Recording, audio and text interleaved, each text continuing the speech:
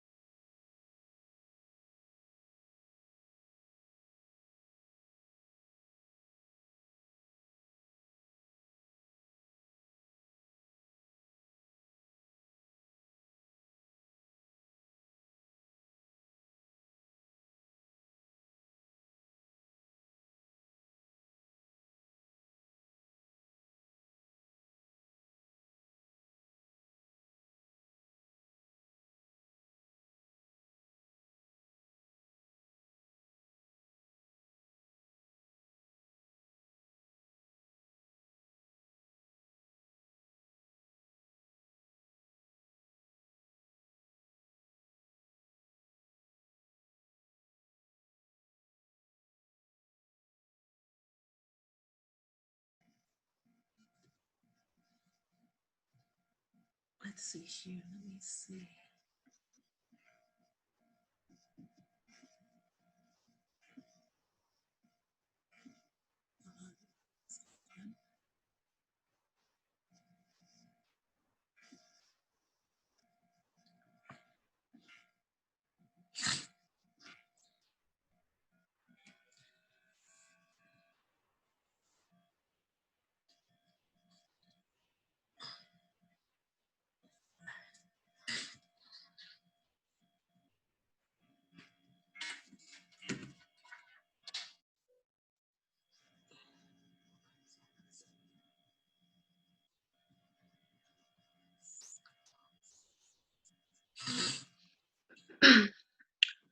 Good afternoon, everyone. So, I won't be using my camera tonight because I'm in the part of the house where the Wi-Fi connection is kind of sketchy, so I don't want it to go out on me. Let's see, 1 second. But tonight we're going to be talking about basically our 4-H club meetings for the year 2021. We're also going to be going over some county updates, and also there's going to be a slide with a whole bunch of resources for club managers. But we're going to talk about what our 4-H year is going to look like during these times that we are all going through. So we'll go ahead and get started. So the topics we're going to cover is the current Fort Bend 4-H meeting program meeting guidelines, and then we have some meeting options. We also have some virtual meeting platforms, and tips for following safety guidelines. So currently, the AgriLife, which is the agency guidelines as far as meetings, is group meetings must be 25% of the audience, so of the facility. So however large the facility is, it has to be 25% of that facility. Then we have also is social distancing can be practiced. So our capacity is limited to 50 people. So currently we can't do a program with more than 50 people, regardless the size of the facility. And that has changed from the beginning where it was only 10 people. And this is just overall through the agency. So, and once they say if your local health authorities or county commissioners court implement fewer people, then you have to follow that policy. Of course, for programs, you have to have pre-ordered supplies and materials, including tissues, hand sanitizer, masks. We are encouraging participants to bring their own masks, and of course, all masks and face coverings must be worn by all individuals. So, I don't know why I'm having issues. So currently with the Fort Bend County, as us being our own entity and having different guidelines, then every county has different guidelines, but right now in Fort Bend County, you have group meetings at 25% capacity. And it basically goes based on your local jurisdiction. So only if social distancing can be practiced. Right now, we do have clubs that meet at our county office. Right now, our county office regulations is 10 people or less. County buildings that are being used for different counties are being used for club meetings. You have the fairgrounds, and also Jones Creek Park is another space that we were using. The clubs were using for meetings, and they no longer are allowing us to use those places for meetings. However, the annex meeting built room at our office is open to be used, as well as the shooting range is open for being used. But we're all following the 10-person or less guidelines. Of course, the face mask is required, as well as hand sanitizer. Individual sign-in sheets. So instead of just having one bigger sheet of paper where people sign in, they want you to use individual sign-in sheets, and we get into that later on in the presentation. And also, if food is being served, so most of our meetings, there's some type of food being served. Can y'all hear me okay in the chat box? Yes. Okay. Um, 4-H. and it's individually packaged and placed out. So there's no more like potluck type setting. Everything has to be individually packaged and basically placed out to where people can just pick it up. Ms. Rhonda, you have a question?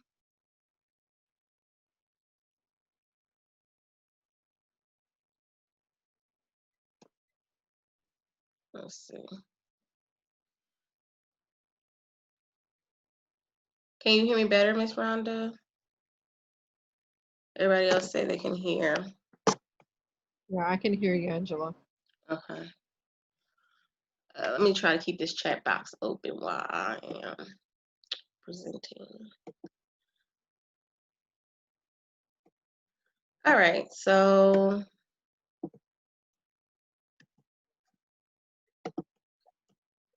meeting in person.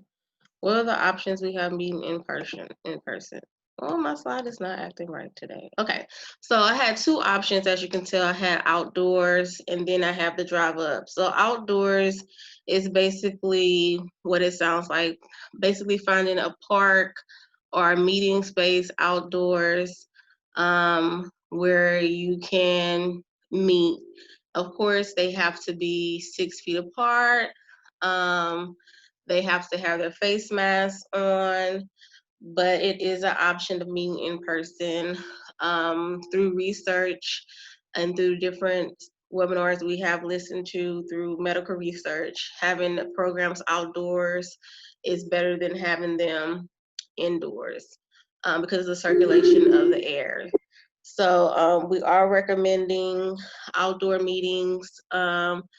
However, once again, you have to check your local jurisdiction because in Rosenberg, where our office is located, they're still under the mandate of even outdoors, 10 people or less.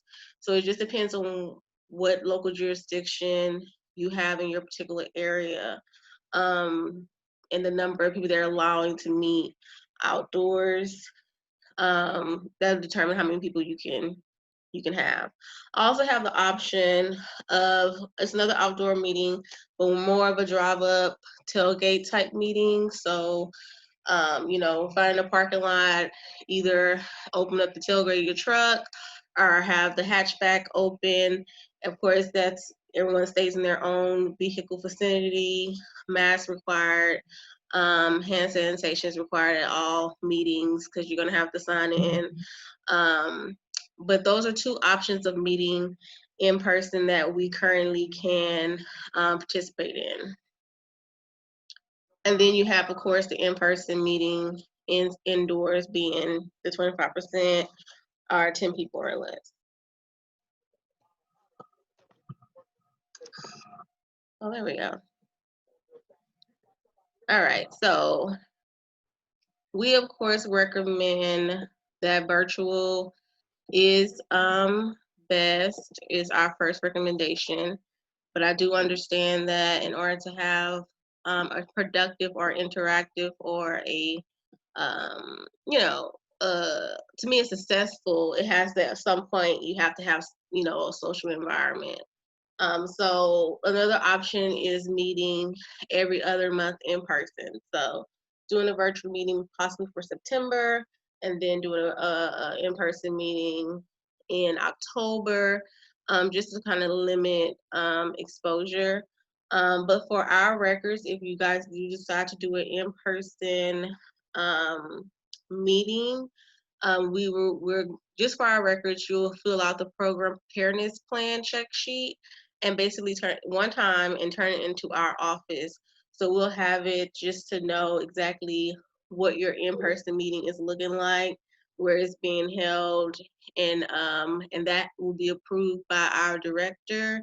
And you basically that'll be your plan for the year. Now, if things change and regulations kind of loosen up, we'll play that by ear. But if you do decide to have in-person meetings, before you meet in person, we're requiring you to return this checklist to us. I'm going to send out the presentation as well as this checklist sheet you will have to turn in back to me so I can turn it into our director for approval.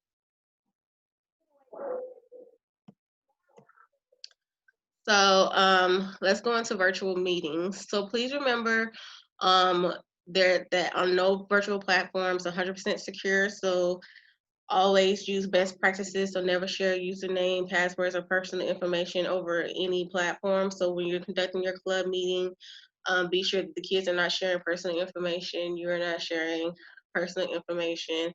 If bank accounts need to be shared for treasury reports, make sure it's very vague, not mentioning any bank account numbers or anything like that, just basically giving the total for that particular bank account. So just make sure to be aware that, like I said, no virtual platform is 100% secure. So make sure you're not giving or saying any personal information. So we have a list here of some virtual platform options. There's another presentation that I'm not going to go through that our 4-H program coordinator put together for tonight's meeting, where it has the pros and cons for each of these platforms. So you guys can look, and I'm going to email that to you as well, so you can look through and see the pros and cons for each of these platforms and kind of decide which one you would like to use. So the ones we use mostly in extension and for programming is Microsoft Teams, Zoom, and WebEx. The ones that has a $ next to it have a monthly subscription, that you have to pay for. The rest of these are free, but like I said, there's pros and cons to each one of them, and you guys can look through and see which ones will work best for your group. So I also have in here some ideas how to make your virtual program or your virtual meetings more interactive. Virtual games is always a great idea. Anytime I do a meeting with our county council, I do a program, I always incorporate some type of virtual game that the kids can play. I'm sorry, my kids are in the hallway, so excuse the extra noise. But so these are all clickable links that lead you to either a resource where you can find ideas or the actual game. So like Pictionary is an actual game you can play online. The same thing with charades. And I have a YouTube video attached here to where she goes over 20 different virtual games you can play to get the group interacting with each other. Also, virtual meetings is a great opportunity to have guest speakers. And a series guest speaker is also a great idea. So having a guest speaker come more than once and discuss a certain topic is a great idea to incorporate that 4-H programming into virtual meetings. Community service projects, we can still do virtually. Just provide a list of items needed before the meeting. And it might be arts and crafts or things like that. But they can do that, provide that list prior to the meeting, and everyone does it together through instructions of how to put together whatever it may be. And then you have possibly pick up supplies prior to meeting, and the same thing with 4-H project activities. We have our food show, food challenge, those types of project activities. You can provide a list of ingredients needed for the particular recipe you might be working on, and everyone kind of fix it together. Or with the food challenge, you can provide a list of things to talk about as far as tools that may be in the kitchen, and they may already have them at home, and you can have that list provided to them so they know what they need to go over.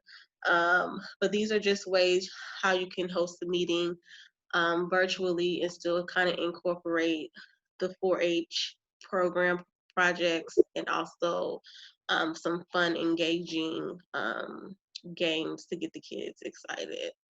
So also theme meetings. So let's just say we're doing the virtual meeting and then we're doing an in-person meeting.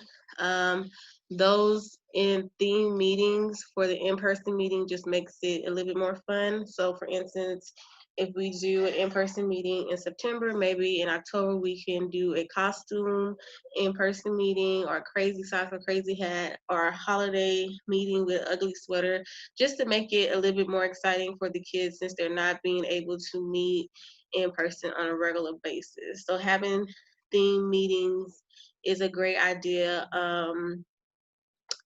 When you do them in person and even virtually, having everyone dressed up during a virtual call is also fun and exciting for those kids that do attend the meeting. All right. So tips for safety guidelines. So we have mentioned to do individual sign-in sheets, and so you can do that by using Post-its. So have everyone fill out a Post-it and having a sheet of paper, and they just stick their name on that sheet of paper, and the secretary or whoever's responsible for gathering up that information, she can possibly read off that sheet. I know we're requiring you guys to turn in your sign-in sheets to us after each meeting, having the secretary or whoever responsible type up the names and turn them into my secretary would be a great idea. Also, the 4-H program does have an officer role called the Health and Safety Officer. Now, a lot of clubs haven't utilized this particular role because I mean they really didn't have that much of a duty, but they would this year. So they probably be responsible for the hand sanitizer station, making sure everything is sanitized. Usually facilities require you to sanitize before you host your meeting or program, and they require you to sanitize after you host your meeting and program. So the health and safety officer role will be responsible for making sure everything is put back prepping everything before the meeting and making sure everything is sanitized after the meeting. So that's a great way to incorporate the kids into helping out, as well as kind of killing two birds in one stone, instead of the club manager doing all of the work.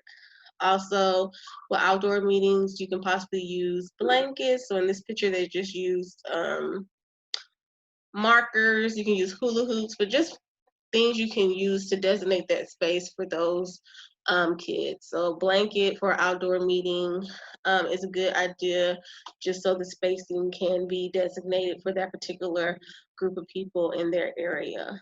And also, once again, we mentioned the snacks being individually wrapped and laid out.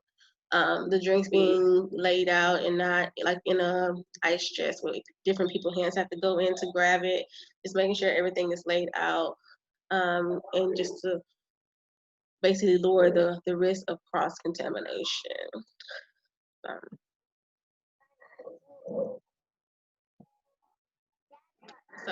So important dates that we have coming up in the Fort Bend County program. We have September 15th, we're going to be hosting a record book for beginner workshop. And basically the record book is a tool that we use in 4-H to teach kids how to keep records. So I call it record keeping. But we're going to have a beginner's workshop for that. And then on the 10th is the 1-day 4-H statewide community service project. Our council kids are working on planning the county-wide project, but your club is welcome to do any community service project as long as it's in line with. So the 1-day 4-H is basically all the clubs or all the counties throughout the state of Texas do a community service project on this particular day.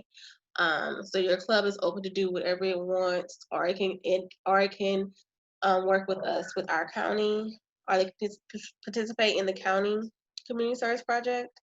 And there is a registration for your community service project that you will upload to the state website. I put the link for that particular event, so you guys want to click on that so you can get some more information. Also, at the end of every fall, we have our Fort Bend County Roundup. It's usually an in-person event, and the Roundup is basically where we host all our contests that they offer on the district and state level. We host them on the county level. We do it all in one day. So it's one of our biggest events. We're going to plan for December 5th. It may look different than it did in the past. We haven't really thought about it. We were hoping that things are kind of back to normal, but we do have to plan for the non-normal way of doing things. So we are working on doing that as well. But just have that date in mind, and you will have a lot of information coming out about that particular event once the 4-H year gets started and going. So let me see, we have our livestock agent. I'm gonna see if he's on the call. If not, I'll go over his updates. He had an emergency. Well, let me, give me 1 second. I'll go over his updates.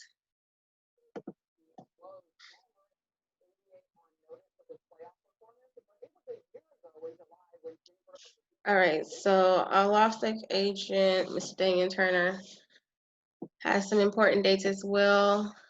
So late tags for sheep and goat validation, the deadline is October 18th, and the physical validation will take place on the 22nd of October in Born H at the fairgrounds from 4 to 7. Heifer tags is September 20 deadline, and you can order those on Eventbrite, and that link has been sent out.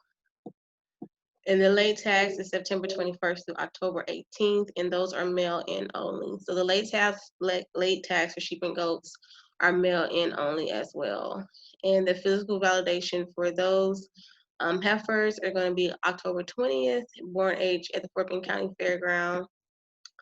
We have swine tag orders. The deadline is September 18th, and that's done by FFA, and their contact information has been sent out. And late tags is September 18th through the 23rd. So major show entry night, October 15th is for shooting sports in Fort Worth only. And you can make an appointment from that morning at 8 till that night at 7 p.m. And then the major show entries for the rest of the exhibitors is going to be November 2nd and 3rd. Once again, you can make an appointment. A link will be sent out for you to sign up via email. And then you have the county fair coming up September 25th, October 4th. They're not doing the full fair, but they are doing exhibitors. So you can look forward to that. Let's see.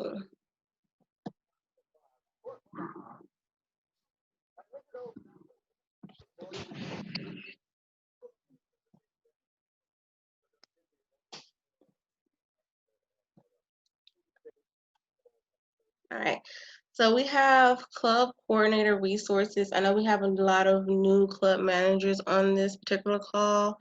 And these are just some club coordinator resources from the state website. We do plan on having a series of club coordinator training similar to this, but on different topics. So in this particular one, I just covered the virtual meeting or meeting 4-H meetings in general this year.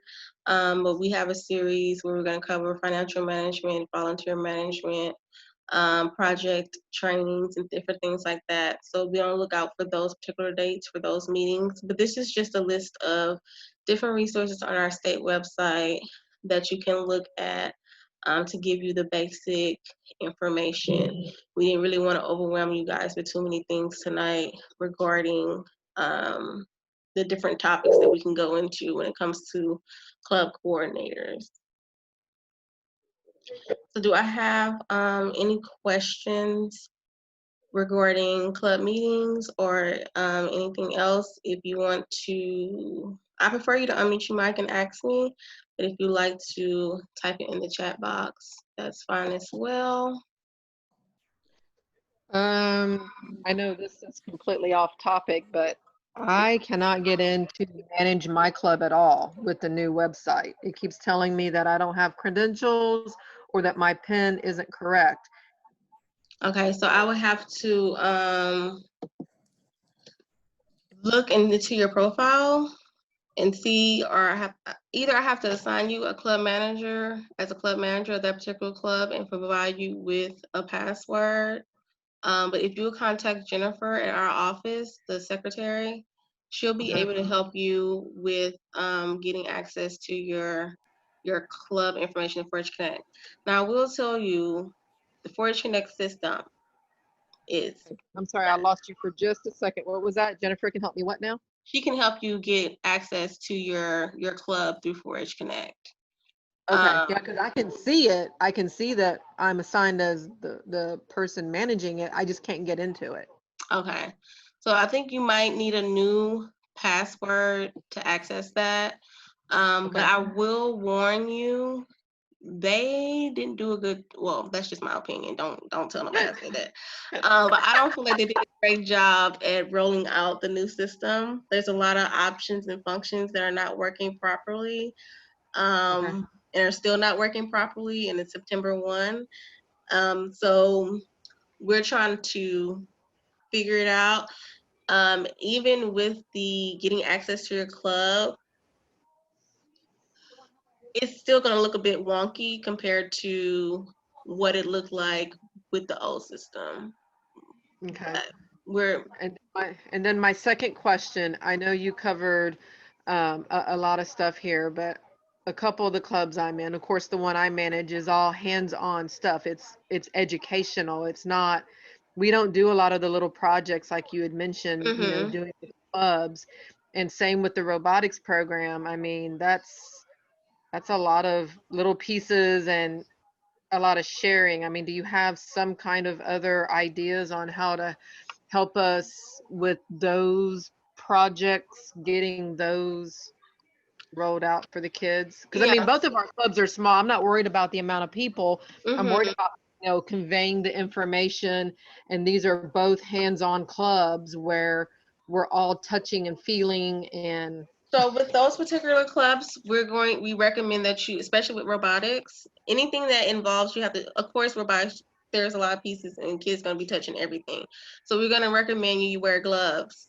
And basically after each meeting, you Lysol the whole kit, if that makes sense. So you just spray Lysol on all the little pieces, mix it together, make sure everything gets touched. But as far as like building objects, we're going to recommend that the kids wear gloves, if that makes sense, so they're not touching with their bare hands. Um, Also, when you work in groups, of course, you're going to be in closer quarters than the 6 feet apart.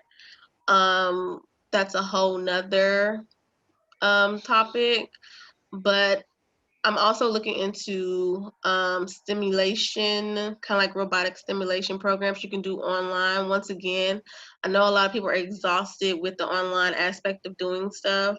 But right now, as for when it comes to robotics, we have wear gloves, of course, spray the kit down with Lysol, depending on how many, and then also you have a lot of people that's not really trying to get out either. So it just depends on how many people you have in that particular meeting. You might can work independently with the amount of kids that we have, or you might have to work, in pairs and kind of space out that way. We just have to play it by ear. There's no, whole write up on how to do it properly, if that makes sense. okay. Um, All right.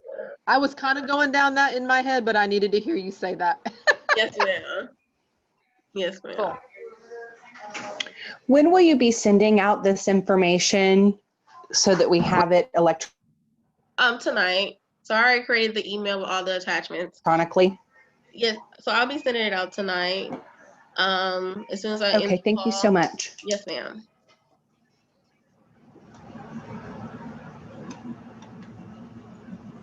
Um,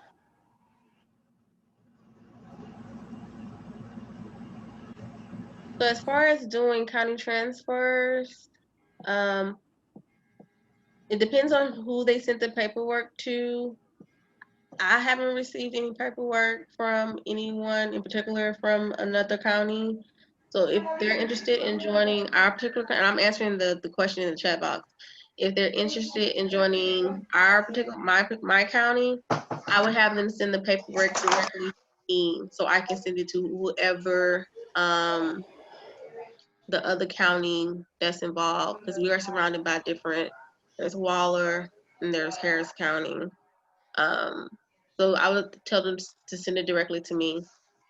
Okay, yeah. So I would tell them to send it directly to me, and I'll send that paperwork over to Harris County and make sure everyone's that needs to be CC'd on the email, excuse me, is CC'd on the email to make the process move a little bit faster. So we can do outreach to students then in another county. They just have to send an email a different way, send it to you. No. So when it comes to if you have a club and you have kids from, let's just say you have a club in Fort Bend County, but they reside in Harris County, you have two different situations. They might reside in Harris County and go to school in Fort Bend County. At that time, they don't have to do a transfer because they go to school in Fort Bend County.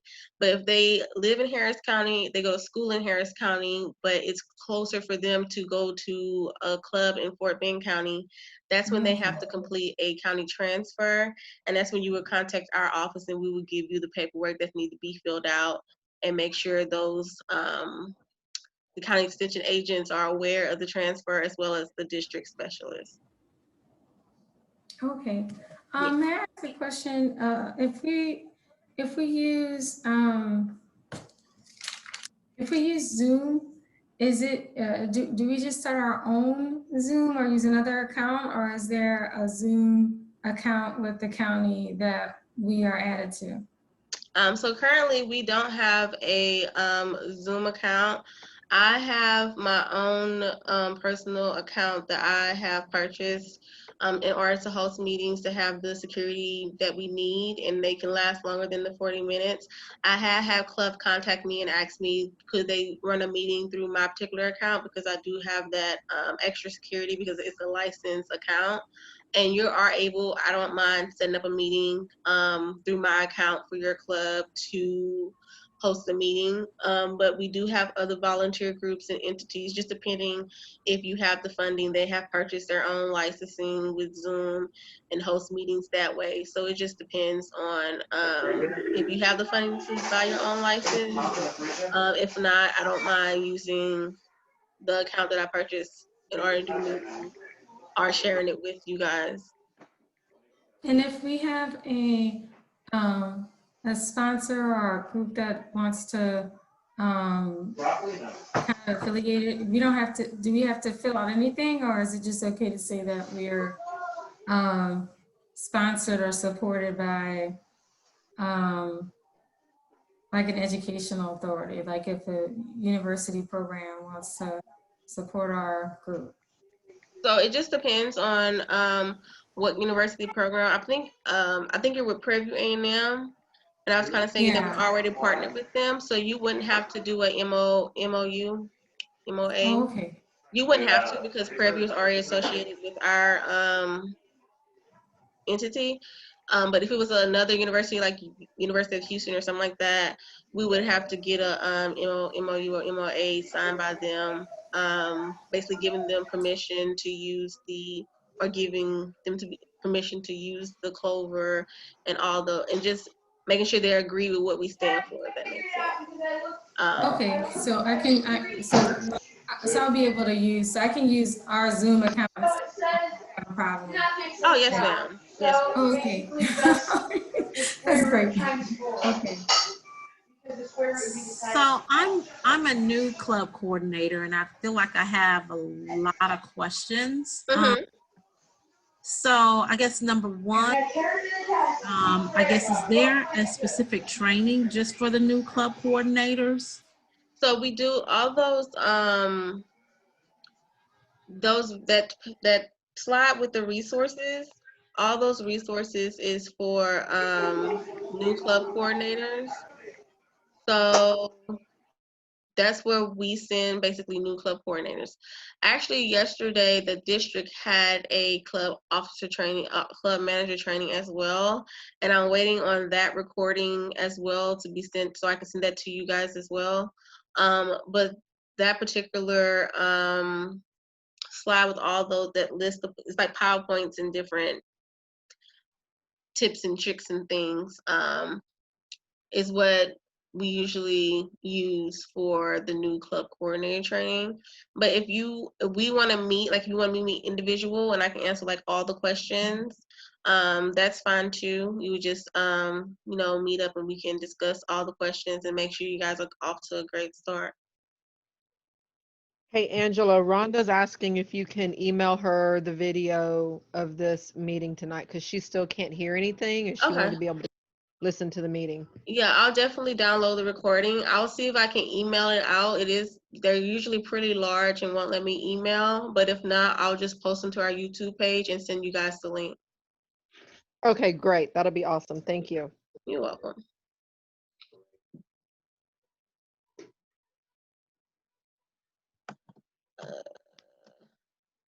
Any other questions? Yeah. One more question. Mhm. In coordinating our groups, I know we can have the Zoom. Is it okay if we did use like an LMS or an LMS site or something so that our groups could coordinate? I know it said that you didn't recommend like having a website. Yes, ma'am. Have like a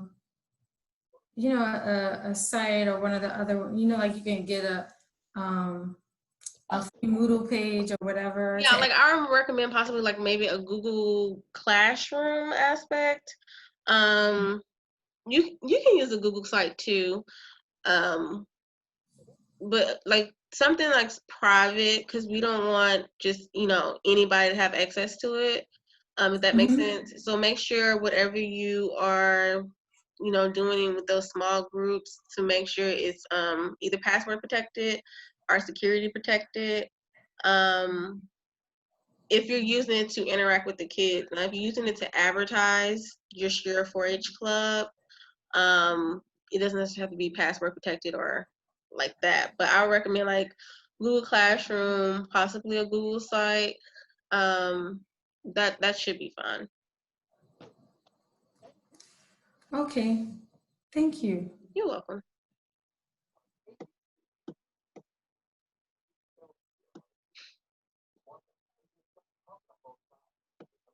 Are there any other questions?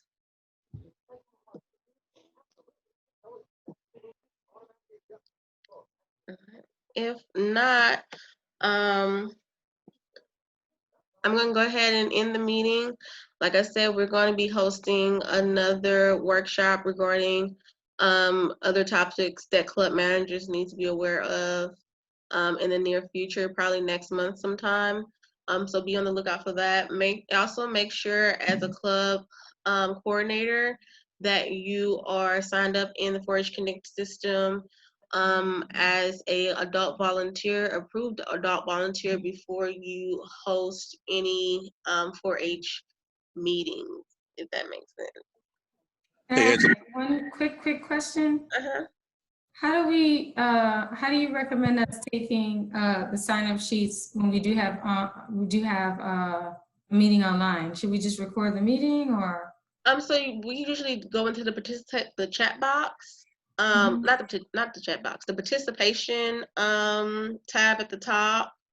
It gives you a list of all the participants in your meeting, and just make sure their name is actually who's at the meeting, if that makes sense. So when you do a Zoom call, they have the different tabs, and you just click on participants, and you're able to see who all attended your meeting by name. And you can either take a screenshot of that or just write it down and then submit it to Jennifer for our records. Hey, Angela, I'm here if you need me to say anything. Anybody have any questions or anything like that? Does anyone have any questions for Damien regarding major show sign up or the fair? He's on the call. So the major show sign up stuff, I'm always lost about that. So is that what we're doing, the late tag and all that, is that for what's coming up in the spring, or is that for all fall stuff? Everything's for the spring right now. So all the major show tagging and stuff we're doing right now is going to be for all the spring shows like San Antonio, Houston, Austin, and Fort Worth. Okay, gotcha. Thank you. And we'll be sending out some information here. I put together like a highlight / updates. I sent it out I think Jennifer sent it out maybe a week ago Okay. with the dates and things like that. And if we need to resend it, I can resend it to you. But, I since probably everything, have it. I'm just new to we really haven't shown like at majors. And so I'm always lost when I need to be tagging and showing up to tag and all of that. So this will be our first year doing it, and I'm already lost. you can always call me if you have any questions. That's not a problem at all. So we're going to probably send out that. I can resend that on tomorrow probably to everybody. Okay. And so Okay. there's going to be a lot of different formats because, all the COVID stuff. And so people are going to be certain amount of wristbands, certain people are going to show up. So it's going to be a whole different transition for a lot of people. So I can resend those updates tomorrow to everybody just in case. So be on the lookout for them. And if you have any questions, just give me a holler. That's not a big deal at all. Okay, great. Thank you, Damien.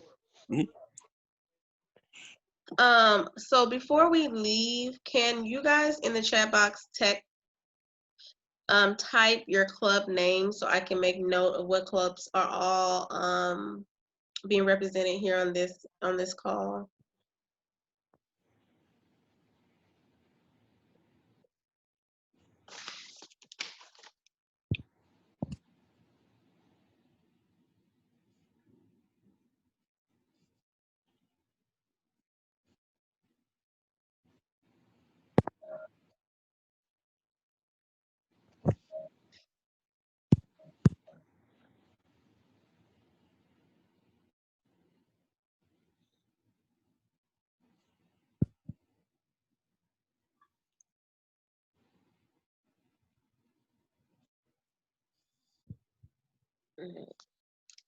All right, so just to go over a couple of things before I close out, be sure if you're going to meet in person that you guys fill out that preparedness checklist for me and turn it back into me so I can be aware of how your meetings are going to look like in person. Also, we're going to send out the virtual meeting PowerPoint with all the pros and cons. And if y'all have any questions, even regarding signing up in Forge Connect, like I said, because it is a little wonky right now. I was hoping it would be a little bit better by the 1st, but it's not. So if y'all have any questions when signing up into Forge Connect, please call our office and let us try to help as much as possible as we can. There is once you sign up as a volunteer, there is a wait for the screening to be screened by the background check. So even if you sign up, you might not be approved that particular day because you have to wait. They said a week or 2 for the screening to be approved by the state office. So, but if anyone have any questions, don't be afraid to contact our office. And hopefully I'll see you guys at the next training when we cover, I think the next one we're going to cover either I have a hard time saying that word, parliamentary procedure or financial management is going to be those particular topics that we cover. But if there's no more questions, y'all have a good night. And I'll make sure to upload this to our YouTube page so you guys can be sure to view it and pass it along to other club coordinators that may not be on the call. Hey, my dear, that one survey thing you said we had to fill out, I have to be able to get into my club to be able to do that, right? So not necessarily, if you plan on meeting in person, we need that before you actually meet, if that makes sense. Right, but I got to be able to get into sign into my club, which is what I'm having trouble with. So I got to call Jennifer first. You don't need to be able to sign into your club. As long as you're an adult volunteer, you should be good. Right. Yeah. Signing into your club is a process at this point, so I wouldn't hold you back from having your club meeting based on that, if that makes sense. Okay, but then how do I do the survey for you then? So the survey doesn't ask for like club members or anything like that. It just asks for location, basically how are you going to follow these particular guidelines. It's literally a checklist. It's not like asking Okay. for member names or anything like that. So you're gonna send us that link? I guess I'm trying to figure out how to get to that where I need to Oh. fill it out for you. It's a Word document. I'm going to send the email. It's going to be attached in the email. Perfect. Thank Yes. you. You're welcome. All right. If there's no more questions, y'all have a blessed night. All right, dear. Thank you. You too. Bye-bye. Bye. Thank you for your time. Oh, you're you. welcome. Bye, guys. Bye-bye. Thank you. You're welcome.